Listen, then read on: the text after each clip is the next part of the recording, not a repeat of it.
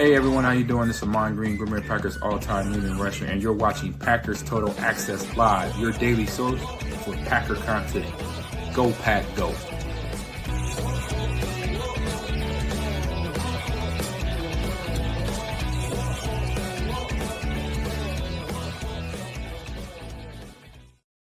What's up, guys? Welcome into Packers Total Access. My name is Clayton. You can check us out on packernet.com. Find me on Twitter at Packers_access. Join alongside Tim in Green Bay here to talk some draft. Man, we got a lot of stuff to get into. Plenty of conversation tonight in terms of prospects where they may or may not fit within the threshold, who's on the bubble, who's not, will the Packers reach on a guy or two. It's going to be a fun conversation, Tim. We got a lot of stuff teed up, man. How was your day, pal? Good, man. Ready to go. Talk some ball. All right. And Jacob will be joining us here shortly. He's a little busy right now, sounds like. So, hey, right in time there. That's wonderful. Love the name. Love the name. Yeah, that's here he is. Look at this. How many times are you going to come to my press conference late? All right. There you go. Jacob's in the house. What's going on, guys? Everybody having a good night? Everything's going good there, Mr. Manscaped. But all right, let's get into it, boys. Let's hit a little bit of Twitter news, just some stuff that got tweeted out. Nothing big, no breaking news or anything. I want to share this with you guys. So me and Emilio were in here for like an hour after the pod ended the other night, and we were just going through tweaking the draft board, throwing ideas back and forth. And I said, you know what? I wonder what the comp is in terms of a former Packer player. For James Pearce Jr. Like, people, hey, he's too light, he's too this, he's too that, right? So I went into the old AI system and typed it in, and look at who we got, boys. I don't know if you guys can see this or not, but we got Mr. Clay Matthews as the first comp. Says Packers edge rusher thresholds under Brian Gutekunst favor bigger bodies, 260-plus pounds, but historically they've had leaner, speedier guys, especially in earlier eras under coaches Mike Holmgren, who mixed profiles. Let's check some notables with available data. And the number one on the list was Clay Matthews, the third, 6'3", 255 pounds. I'm sure glad people weren't saying he was too light, Arm length, 32 and a quarter inch. Obviously, that's not like out of this park. 40-yard dash, 4.67. 4.67. Clay, you guys remember how fast he was on the football? Oh, yeah. Yeah. So we get all caught up in, is the guy a 4.5? Is he a 4.4? 4.6 is plenty fast enough. Well, it just so happens that James Pearce Jr. ran a 4.440, right? Vertical jump, 35.5 inches. Broad jump, 10'1". RAS of 9.03. If you watched him play football, you would think it was a 10, Matthews was a 3-4 outside linebacker in Dom Capers' scheme, known for speed and bend, 52.5 sacks. He's 2 inches shorter and 10 pounds heavier than Pearce, with a slower 40, but better vertical. Arm length is close. So there you go. The people that think 7 pounds or 8 pounds or whatever it may be to crack that 250 mark is just too darn small, I laugh at them. They'll be the same ones complaining this fall when we don't have enough sacks, when we don't have enough pressures. You know what I'm saying? So what do you guys think about that? It did. I'm not going to lie. It caught me off guard. I mean, it's a friendly reminder just how big of a freak Clay really was. I mean, let's not forget he played inside a little bit too when he was asked. Had some versatility, and I do think it's interesting though that's the first comp that came out is to Clay Matthews. It makes me feel pretty good about James Pearce Jr. here in the draft. Definitely. Yeah, I agree. I think we get too hung up on, we did it with the this guy's too old. Goody doesn't draft guys that are too old. We do it with, we don't draft this position in this round. And we do it with a lot of different things and a lot of different metrics. At the end of the day, if the guy can play football and if he can fit in and make our team better, I think that it's a good chance that Goody's got an eye on him. Yeah, definitely. And that's the other thing is there's some people that believe that it was just a smokescreen. It's just a smokescreen. Oh, okay, got it. We literally ended up with 11 of the top 30 last year on our roster. And we only drafted one player. Somebody had pointed this out on Twitter. We only drafted one player that we didn't have a top 30 visit, and that was Marshawn Lloyd. So pretty impressive. So the top 30 visits matter. If there were smoke screens, why in the heck did we end up with that many of them? it takes a lot for that to just fall in place on your board. You know what I mean, on draft night. So again, I thought that was interesting that Clay Matthews was the comp there for James Pearce Jr. Now, a couple other things. You guys remember a few days ago we had shared the news that the Packers had met with a prospect, and it was I think he was playing for Wofford, I believe it was. Okay, his name is Anthony Latany, defensive tackle. Well, his RAS is official now, 985, I believe is what it is. I think it's an 8. Yeah, 985 ends up being his RAS without the agility testing yet. And actually gave the account a follow. He gave us a follow, and we had retweeted this out. And seems like a super cool dude. But obviously you see him here at his pro day as well. I mean, obviously he's explosive, 6'3", 289.5 pounds, 10 foot broad jump. He had a 36-inch vert and a 4.9 average 40. So just somebody from one of the smaller schools that'll probably end up being one of these cats that come in the later rounds or possibly an undrafted free agent. So that's really exciting. Thought that was cool that we came across him there on X. Also, we got some more news from our buddy Easton Butler today as a Florida State Seminole. The Packers met with him. Defensive line Sean Lolahay, I think is how you say it, met with the Packers at his pro day, spending extra time working out with Green Bay at linebacker and fullback. Yeah. So really, really cool that a defensive lineman is working at 2 other positions too. They're looking at this guy as like, hey, he may be kind of a Swiss Army knife. You know, it says Lolahay was a day 3 pick leading up to the 2024 season is what it says. So there you go. Thought that was kind of cool. You got all excited about that, didn't you, Jacob? Yeah, I like the Mike Vrabels of the world that play multiple positions and jump on each side of the ball. And just every now, you just need football players, man. That's what you need. Yeah. So, Travis Hunter's not the only one in the draft, huh? Exactly. I miss the old school fullback too. It'd be nice to know that we could actually have somebody that can come in there and be a thumper and not just some like 4th string tight end or something like that. I want somebody that takes it seriously. Yeah. You missed the William Henderson days. Oh, handy. Give me that. William Henderson, I got a chance to meet him. One of the nicest guys you'll ever meet. Had shoulders like, oh my God. But the big thing with him, his eyes were like green or something. I don't know if you guys ever got a chance. Did y'all get a chance to meet him? I've never met William Henderson, no. Yeah, he was like, what's up? It was him and Scott Wells I met at an autograph session. He's like, what's up, Smiley? And I'm like, what's going on, man? And I looked in his eyes, and it was like, got in a trance. Like, it's the same thing. If you ever meet Randall Cobb, he's got those kind of eyes too. Oh, I know what you're talking about. Shout out to Randall Cobb. Yeah, he's got gets you kind of stuck. Sometimes the light reflects at the Oval Office. The girls, the same thing, man. It's crazy. I get all the dollars. I don't think that's the light. I think that's the tequila over there. That's just me, though. It's whatever. AFAM says Clayton got lost in his eyes. It was funny, man. What you said about Randall Cobb too. Ike Taylor made a comment when they were doing the top 100. Randall Cobb made the top 100 one year, and he was just talking about how quick twitch he was and this and that out of the slot, and then he went. And man, his eyes, you get lost in his eyes. He said, I'll never forget, Ike Taylor said, boy, you cute. That's what he said. I was crying, man. But anyway, William Henderson, a good dude, man. He would catch the ball in the backfield. He'd run a fullback dive if you need him to, and he would absolutely plaster a linebacker if needed as well. So I mean, I still miss guys like John Kuhn was the last one we had, right? I was just gonna say, yeah. Well, no, Henry Pearson, right? Yeah. I suppose. Yeah. Or that Gronkowski, remember that? Ripkowski. Ripkowski, yeah. I love that dude until that play. Fullback with that name, Ripkowski. This dude's going to be a dog. He sucked. It just didn't work out, right? Corey Hall, remember when they drafted him? Mike McCarthy was big on that fullback, man. He was going to run that full house set, hell or high water. What he liked to do was put a tight end back there and a fullback back there, right? So you have essentially 3 backs in the backfield, but it was a tight end and a fullback. And then next thing you know, you motion that tight end out, and now you've got a little bit of a mismatch. If someone went to a heavier base defense, not necessarily a 4-3, but maybe like a 4-4 or something, thinking, okay, we got to stop this full house run. Yep. And you would think, okay, it's just eye candy, but they would run the ball out of that set a lot. That was a lot of fun to watch for sure.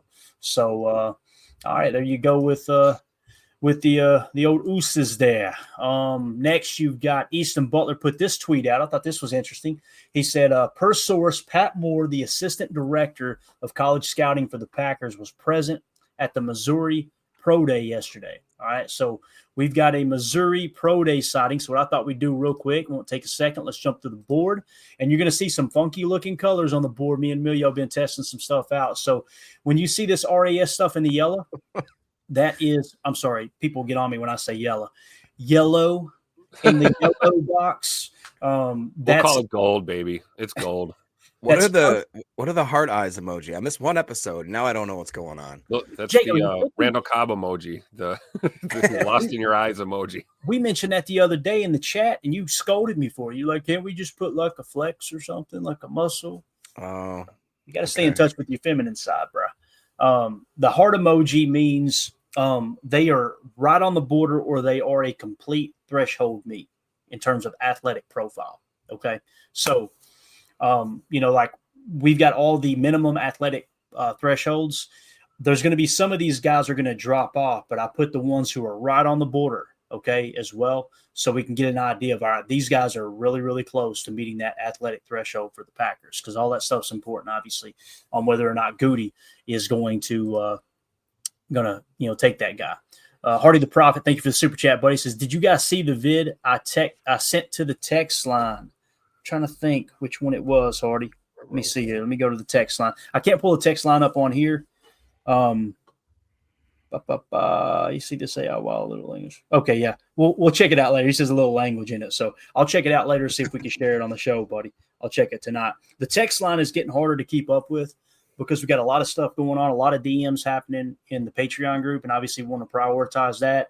And I'm trying to get back to the text line as well. But that's why I haven't been promoting it as much, is because I don't want you guys just sitting out there texting and not being able to get through. But obviously, Hardy, I reached out to him because Hardy says you can't play it on here. Don't. There you go. Appreciate that, Hardy. Thank you for the heads up. Yeah. Jacob's like, ooh, it must be a good one. Yeah. Send it to the group chat. Exactly. So the board now updated. Again, the C is the captain. That means they were a captain of their team, right?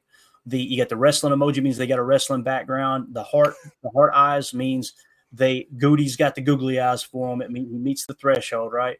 The cheese obviously means the Packers had met with them at some point, and the target, the bullseye, means that it's a top 30 visit. So we've got two targets now here in the top 19 or top 18 of our board, I should say, top 17 actually. So that's what the emojis mean up to this point. There will be others added later, but that's where it's at right now. Now, if you look over here to the yellow boxes, what that is with RAS, that means that's unconfirmed by Math Bomb. Okay. So me and Emilio started going behind the scenes and gathering all the information we can, because we want the board to shake out as quickly as possible. But that yellow tells us probably not finished yet. Okay.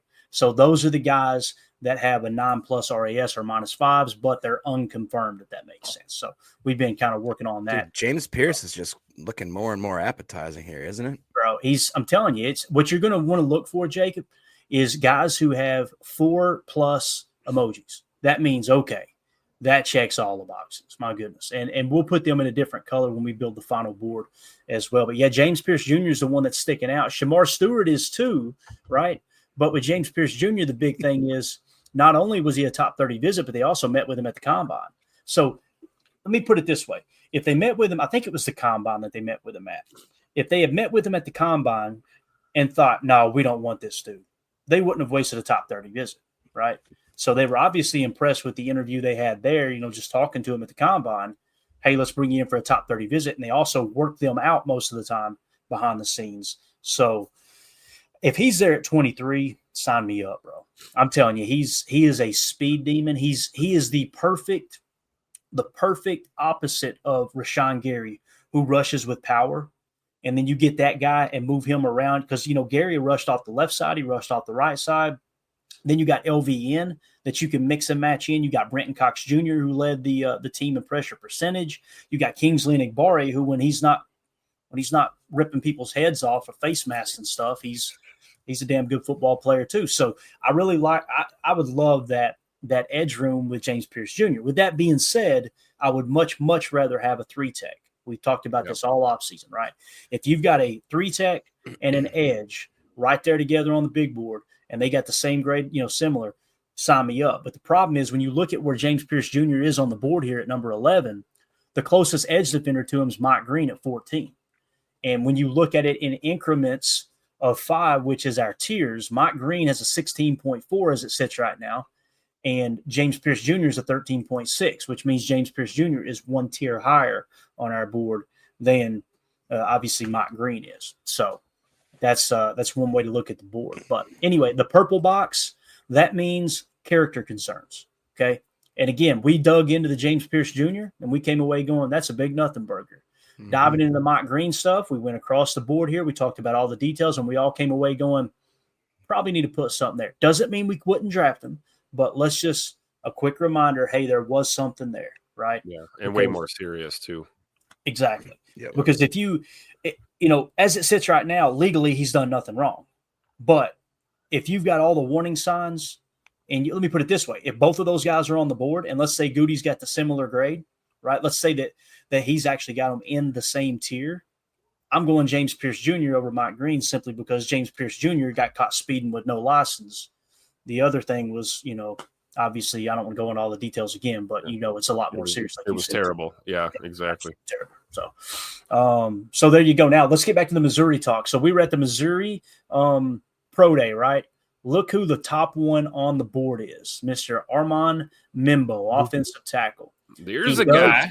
He does meet the minimum athletic threshold for the Packers, or at least borderline. I'm pretty sure he knocked it out of the park. We'll hit that article later. That's already up on Patreon. I've got 3 other articles that's going to be dropping on Patreon for that group. Appreciate everybody in there. Hopefully you're enjoying those. We're getting good feedback on it, and just a way to kind of give you guys extra content since you're supporting the show. So for $3 a month to get all that extra content, anything we use on the show, when we do a deep dive, you've got access to it. Oh man, what was Clayton talking about? I wasn't paying attention, or I couldn't even understand his dumb redneck accent. Let me go in there and read what he was talking about, right? So you can check all that in the Patreon group. So next on the list, so Armand Mimbo again in the 10 spot out of Missouri. Next is Luther Burden. Heard that name? So Luther Burden out of Missouri, wide receiver. He was a captain.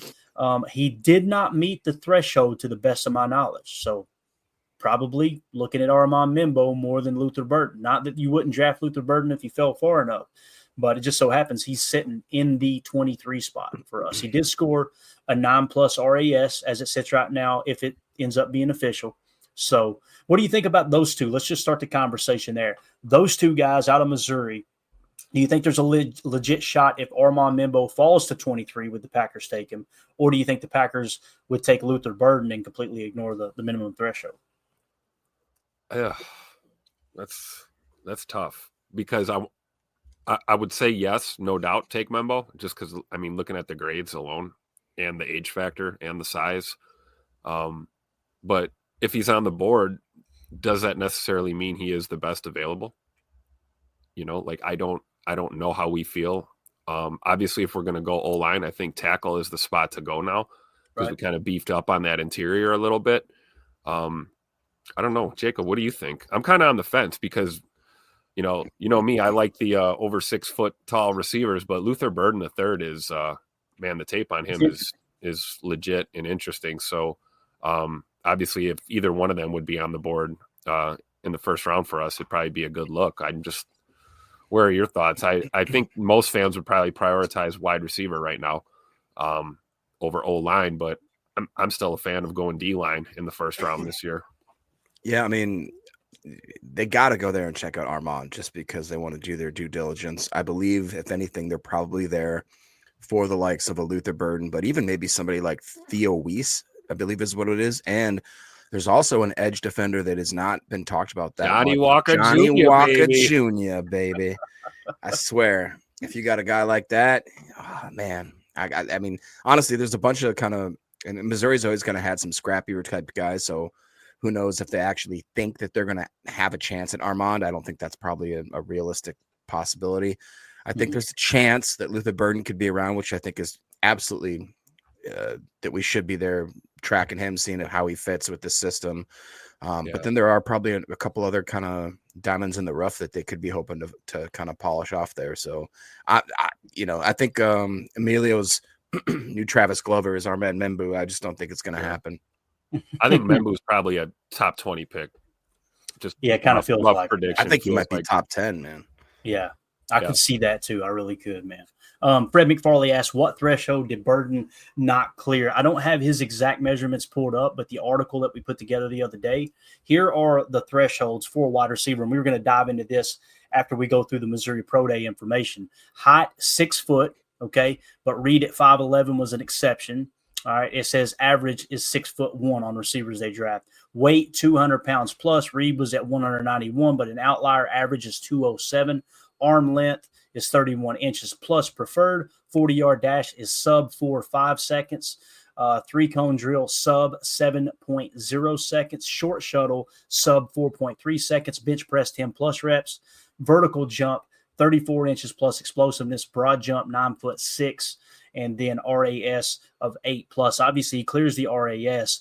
I could go and get that information right now so we could just answer the question. If you guys want to hang out and talk for a second and just chat, I can actually fire up the system here and do a quick search and see why he didn't meet that. If you guys want to, like I said, just maybe hang out with the chat or second, or just comments again on Luther Burden. Or we can move on to the next two, and I can come back to it either way. I think realistically of these two, I think Luther Burden's got the best chance of being on the board at 23. And that being said, I'm still hesitant to pull the trigger on him. It'd be real interesting to maybe do a mock that up and see if we can get the board to fall that way and see who else is maybe on the board in addition to Luther Burden. Because, I mean, there's a handful of receivers that I like a lot more, but I don't know. What are your thoughts, Jacob? Would you take Burden at 23 if he was there, if Membo's gone already? No.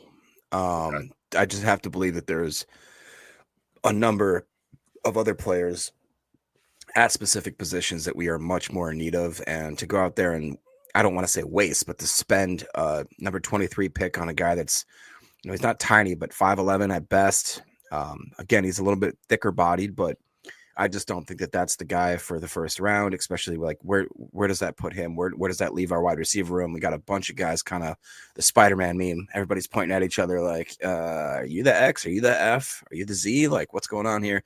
I'd much more like, Ryan did a great breakdown of some of the bigger bodied receivers, and to your point, he really loved Jaden Higgins, and Trey Harris is, I think, his favorite. So I'm on board with that. I still love Pat Bryant. I still like a lot of these guys, even Jalen Noel. If we're going to get a somewhat shorter, quote unquote, type guy, I'd much rather have one that's a little more well-rounded and I know as a dog. So Jack Besh, there's just a lot of them. Mm-hmm. So here's what we got. This is what the AI system said here. Yes, Luther Burden III meets the Packers' minimum athletic threshold for wide receivers with a minor caveat regarding his height. His weight and exceptional athletic testing numbers align with or exceed the team's historical preferences, and his 5'11" frame is close enough to 6 foot that it's unlikely to disqualify him, especially given his other strengths. The Packers have occasionally bent their size thresholds for players with unique skills. Randall Cobb at 5'10", and Burden's dynamic playmaking ability, evidenced by his 30 forced missed tackles in 2024 and 21 career touchdowns, could make him an exception if Gutekunst sees him as a fit for Jordan Love's offense. Thus, based on the available data, Burden qualifies as a viable candidate under the Packers standards. So it's one of those it's close. You probably give it to him, but he's on the outside looking in. Do you guys want to add him? What do y'all think? Because this is what we want to do through this process. If we find a prospect like this where he's kind of on that borderline, do we want to throw it out there like, hey, he meets the threshold? Because we have drafted – you're muted, Tim. We have drafted receivers, right, in the past that are much shorter. Yeah. I'm going to say a name, and you're going to go, well, that didn't work out. Amari Rodgers, I think, was 5'9", I believe. So, but I think Jaden Reed would be another example, and he worked out to this point. Exactly. So I would lean towards the side of, if they're close enough, man, I think you gotta make that move. I just don't see it happening in the first. That he's the guy. I just don't see it. Did y'all cover yesterday? I'm sure you did. You had to have. That Goot was the only person at Tet's Pro Day. Yeah. Yeah. Okay. Yeah, you talking about McMillan, right? Ted McMillan. Yeah, I'm just curious what your thoughts were roughly with that, or if that was any kind of. It seems weird. I think it says everything. You think it says he's going to trade up in the first and try and get him? I think it's Goot covering all the bases. Like he could fall. I hear some people say he's not wide receiver 1, that Matthew Golden is, right? Wow. So, if that's the case and Tet falls to 23, take him, right? Well, what if the rumors of what Daniel Jeremiah was saying about how his 40 time is drastically overstated, that he's more in the 4.6s, even maybe 4.7s? But I'd go back to, again, there's a difference between underwear speed and what you actually have when you're on the field, and the adrenaline's pumping and all that kind of stuff. That's why I can't put Luther Burden at 23 and pick, you know what I'm saying? Put him up there with those same kind of echelon, just because if for some reason Tet does fall, or if there's a Walter Nolan, or even, Shamar, a lot of these guys, if Green falls, Pearce falls, I just don't see the pick being Luther Burden, the third, with the 23rd pick. Yeah. And if you do that, you're most likely going to try to flex Jaden Reed out to Z, right? So you kind of hem yourself in a little bit more. In terms of Tet McMillan, I mean, is there anyone else who said that? And I've got a lot of respect for Daniel Jeremiah, but what does that mean? Can you tell us a scout clocked in much less than that? Is that what he's saying? Because we heard reports of a sub 4.5. We heard reports of a 4.51. The consensus across the intrawebs is that it was legit a 4.51, and then others were saying no, it was a 4.47 or something like that. So are the others who are saying it was lower, the ones trying to get him to fall on the board? And again, where does Daniel Jeremiah?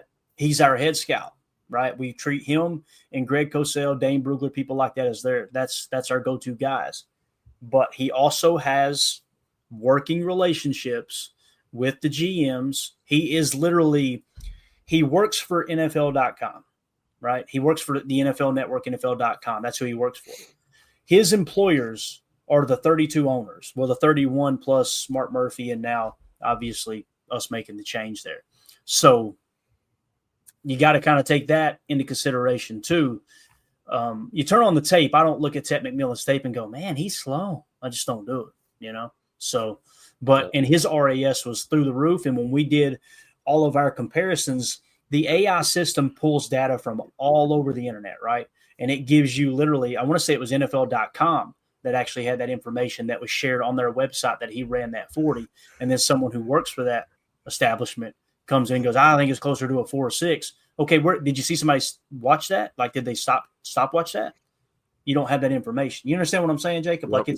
That's the part. I want hard evidence of something, and when everybody's saying, well, the majority of people are saying, look, he's a 4.4, 4.5 guy, and then one dude is saying 4.6, it just maybe I'm a skeptic, but it makes me throw a red flag. I wonder why he said that, So who knows?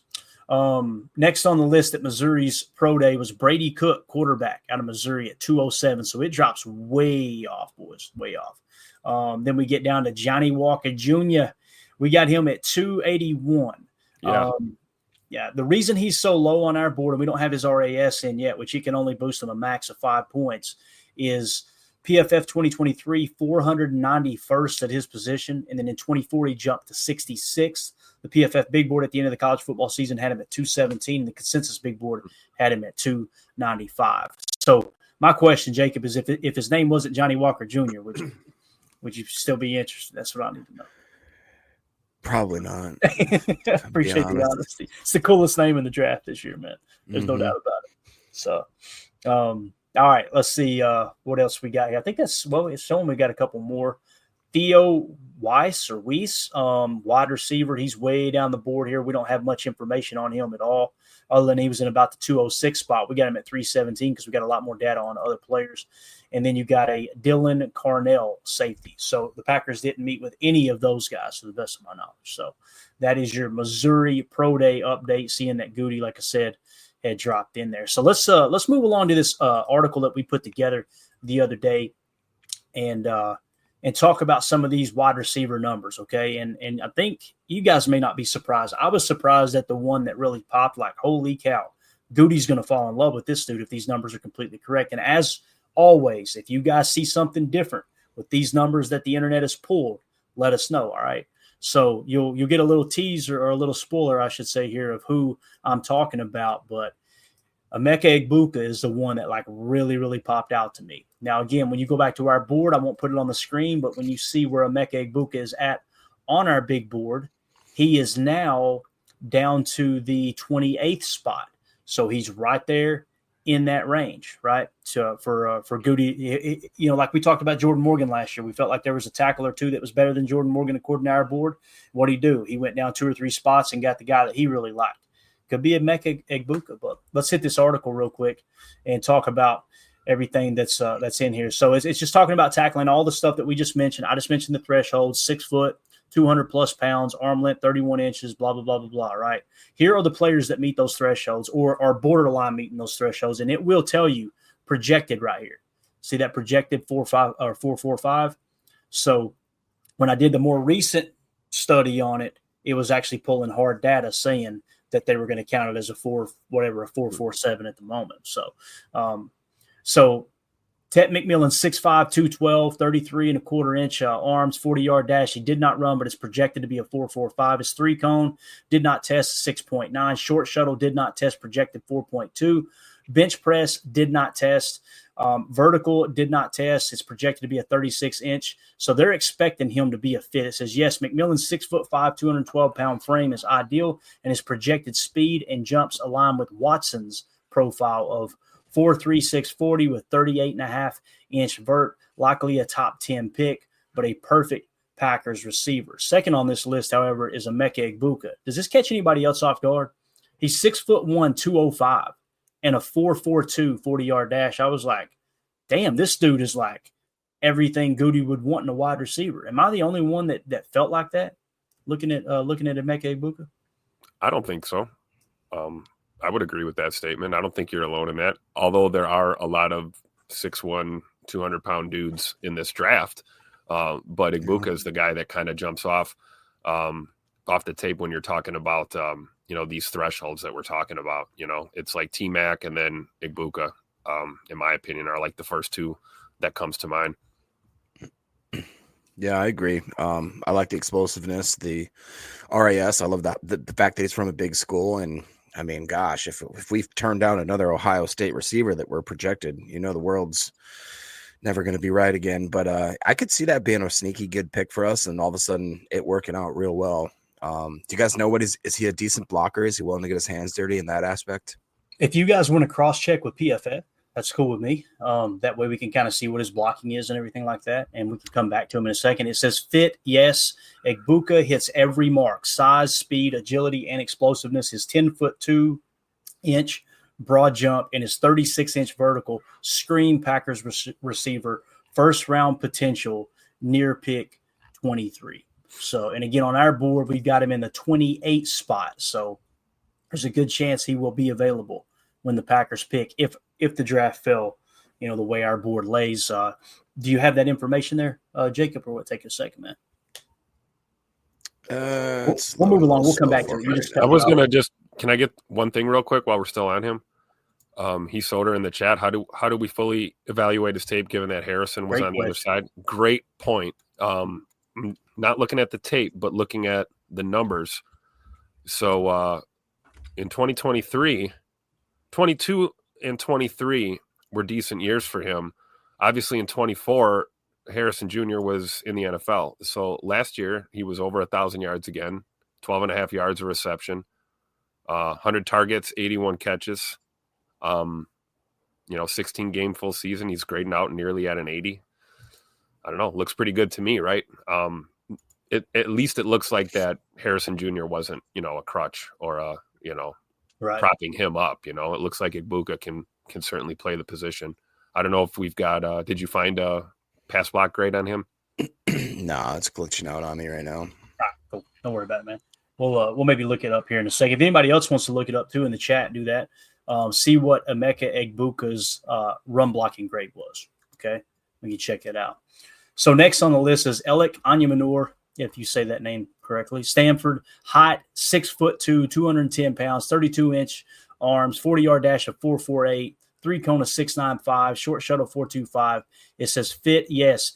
Onyemanor 6'2", 210-pound build plus solid speed and jumps, fits perfectly. Physical blocker with upside, day 2 value. So we'll see where we got Ayumanor there. And if you'll keep an eye on the chat there for me, Jacob, we'll see if anybody finds that run blocking grade. But what do you guys think about Ellick here?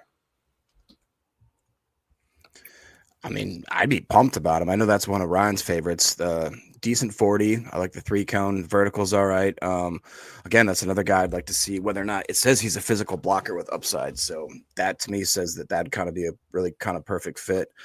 I've always been just kind of a little bit, I don't know why. He's one of those guys that I haven't completely bought into, and I don't know why, but Daryl saying his blocking percentage was a 73%. I guess I don't know what that percentage means. I don't know what that means, Daryl. I don't know what blocking percentage is.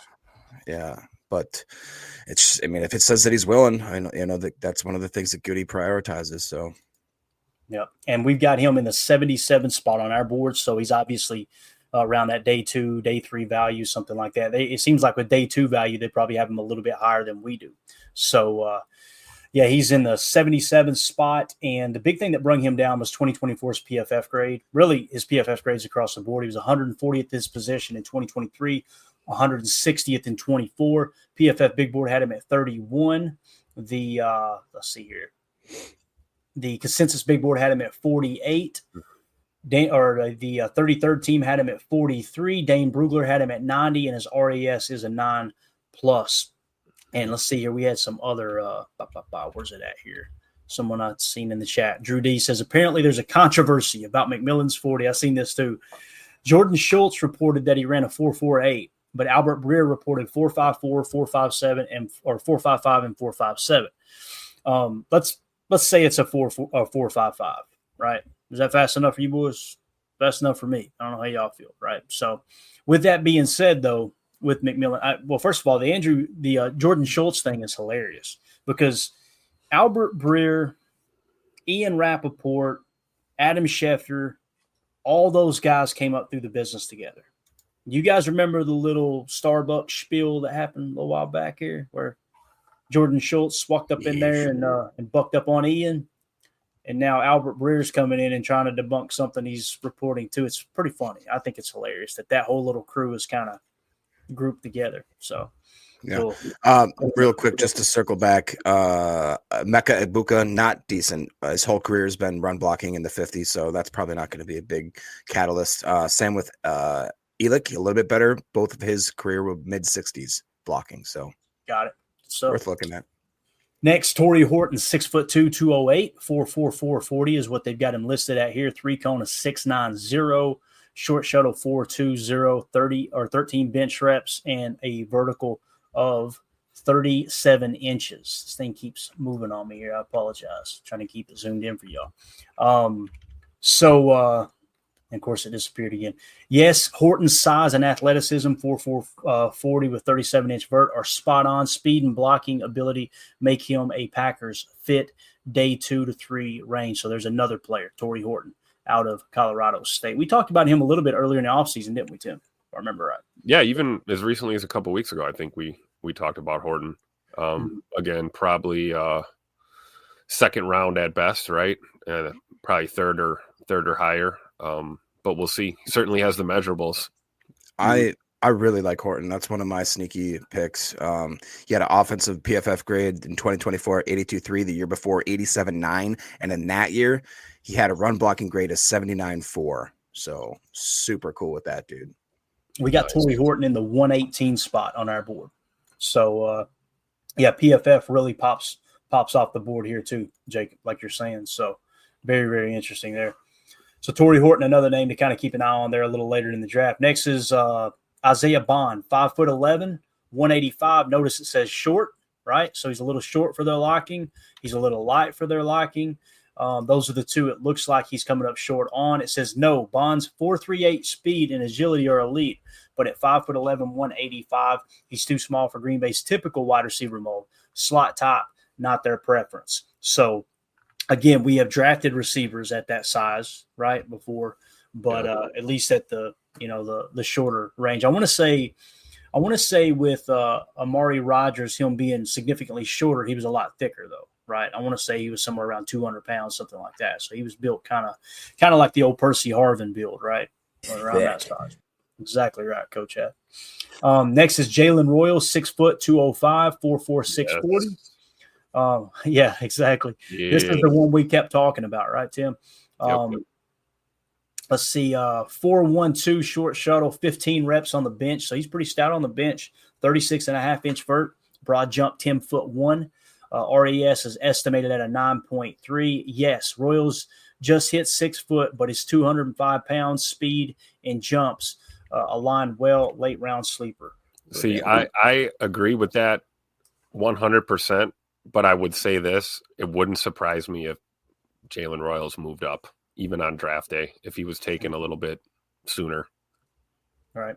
And Jalen Royals is in the 75 spot for us, and the Packers have already met with him once, and obviously he's going to get the old googly eyes. So what do you think about Jalen Royals, Jacob? How you feel about him? I like him a lot. It's one of those things. I don't know if he's quite the type of dominant receiver that a lot of the Packer fans are looking for, but I think he may be one of those guys that plays a bit bigger than he is, on paper. And I think it could be, honestly, a really pretty good fit. All right. Next, we've got Is it Savion or Savion? How would you say that, Jake? Savion Williams out of TCU, 6'3", 215 pounds, 33-inch arms, 40-yard dash of 4.50. Says that's a miss, okay? Because we talked about that. You want to go sub 4.5 if at all possible. 3 cones, 7.02, right? That's a miss. Short shuttle 4.28. It's good. 11 reps, 34-inch vert, 9 foot 7-inch broad jump.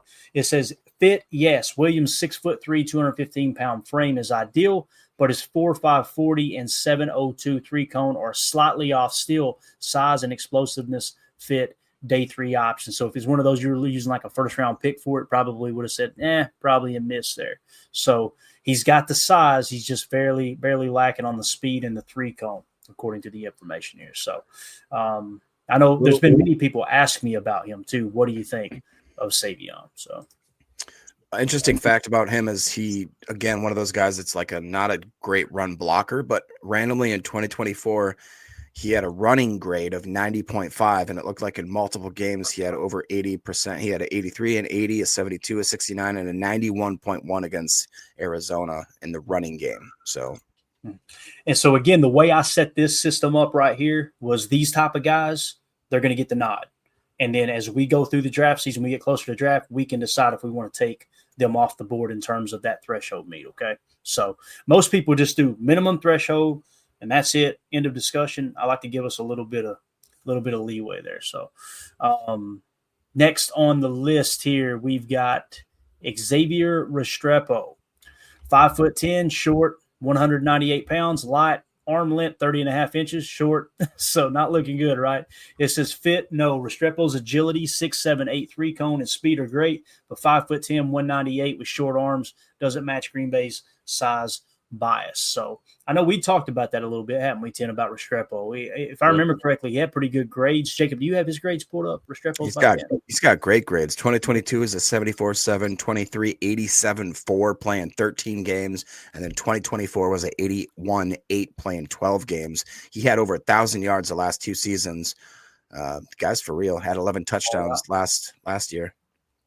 Yeah, and we got him in the 54 spot on the big board. So it sucks that he's not going to meet the threshold, at least to the nth degree. But again, this doesn't mean the Packers wouldn't draft him. We're just going kind of off. I mean, you could go with that height. You could say, okay, we've drafted people that short before, but not with that short and that light of weight.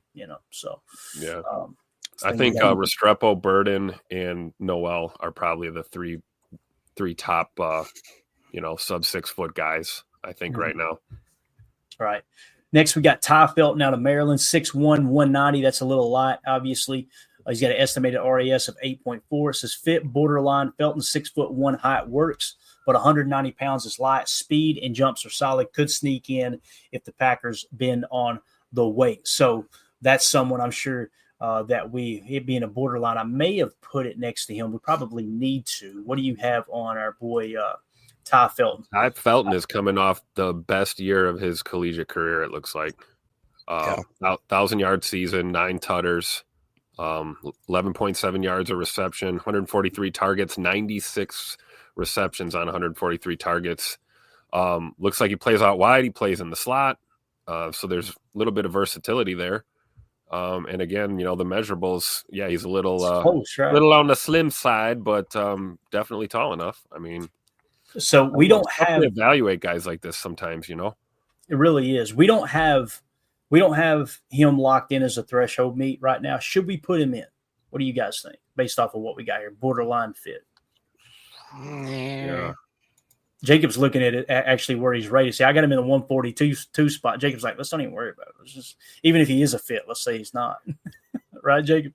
I mean, I don't know. I'm not too big on him. He just seems like he started off this last year, like Tim said, and he was elite. He had a 91, an 87, a 73, and 84, and then the rest of the year was just 60s, low 60s as well. So I don't know if something happened there, but I haven't seen enough production, and it was real quick in the beginning of that year that carried him throughout the rest of the year as to why he graded well. Got it. Tim, you got anything to add on Ty Felton? You good, bud? Nope. I think that's pretty spot on there, Jacob. All Mr. right, Manscaped. That being said, that's going to do it for hour one. For those of you listening on the pod, we will see you on the other side for hour two. We appreciate y'all.